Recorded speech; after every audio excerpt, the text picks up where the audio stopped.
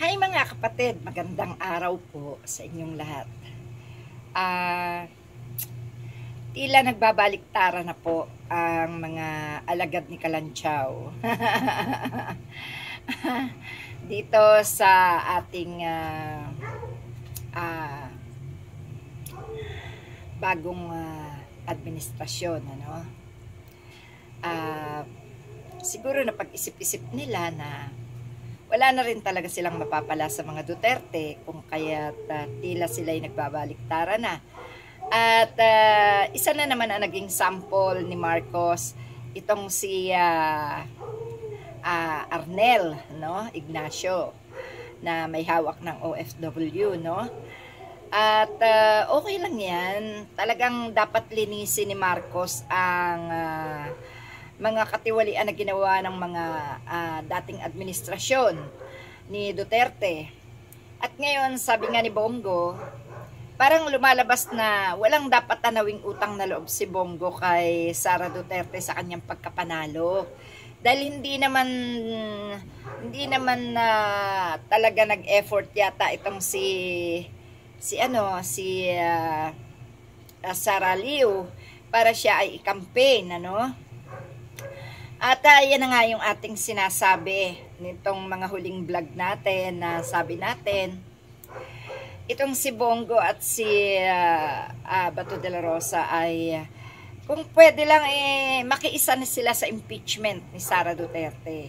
Kasi wala naman talaga silang mapapalay. Alam niyo mga kapatid, yung nangyaring eleksyon, may mga dahilan yan Kahit isinusuka si Bato de la Rosa at si Bongo, lumabas pa rin.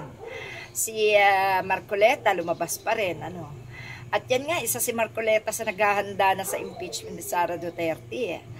Alam niyo mga kapatid, habang nagtatagal, bawat minuto, bawat segundo ng buhay, nagbabago ang isip ng isang tao at maraming pagbabago ang nangyayari. At sa nangyayaring ito, na isinuka na ng bayan ng mga Duterte, is malamang na isa-isa na talagang titiwalag ang mga kasama nito. Pero hindi pa tayo nakakatiyak din, kasi mapaglaro itong politika Hindi rin tayo dapat magpakasiguro. Pero kung maiisip ni Bongo at ni Bato de la Rosa na makiisa na sa ikabubuti ng bansa, ay maganda, di ba? Mababawas-bawasan na ang gulo, mababawas-bawasan na yung kawalang tiwala sa kanila ng tao. Makiisa na lang kasi kayo. At tama lang na ang mga pasaway sa gobyerno at mga magnanakaw, dapat talaga anuhin yan. Tanggalin na talaga ni Marcos. Kasi siya ang masisira dyan Alam nyo, pag maraming magnanakaw sa gobyerno, mga plunderer, mga kurap, yan ay ang sisi lahat niya nasa presidente. Kahit hindi ang presidente ang gumawa, ang presidente ang ipagsisigawan ng mga kontrabida. Ganun lang yun Kaya nga, yung hindi ginawa ng presidente at ang gumawa ay mga alipores lang, ang isisigaw ng mga galit, isisigaw ng mga kalaban is siya ang gumawa niyan. Siya ang magnanakaw niya. Kasi maraming makitid ang utak Sa panahon ngayon, napakaraming makitid ang utak. Kaya kung ako sa'yo, Bongo, Bato, Mr. Marcoleta, total naman, magsisimula na kayo sa administrasyon ni Marcos. At nandyan na rin kahalo nyo ng mga taga-oposisyon. Magsama-sama na kayo, magkaisa na kayo. Para kaming mga Pilipino, makiisa na rin sa inyo at wala nang awayan, wala nang batikusan. Wag na wag lang kayong gagawa ng hindi magugustuhan ng taong bayan. Lalo na pagdating sa mga bagay na pinagpapagura ng bayan para maging pondo ng bayan. Huwag niyo pakialaman yung pinagpapagura at pinagpapawisan ng mga mamamayan. Yun lang, Kahit na walang project, basta walang pondo na nawawala, nauubos at nauuwi sa walang kapararakan. Okay lang yan. Ano ba naman yung ating bansang Pilipinas? Ang liit-liit na ang dami-dami ng instrukturang nakatayo.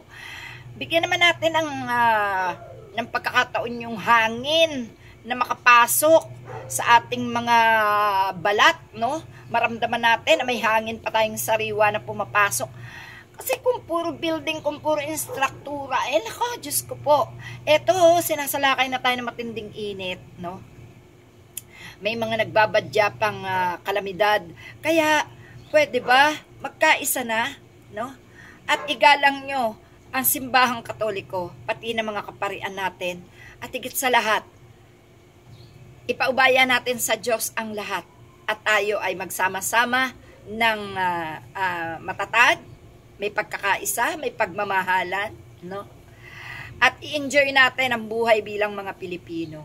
Masarap mabuhay ng sama-samang masaya, may pagmamahalan, nagtutulungan, nagdadamayan at higit sa lahat, pinagaganda ang sitwasyon ng bayan. Salamat mga kapatid, magandang umaga po. Thank you.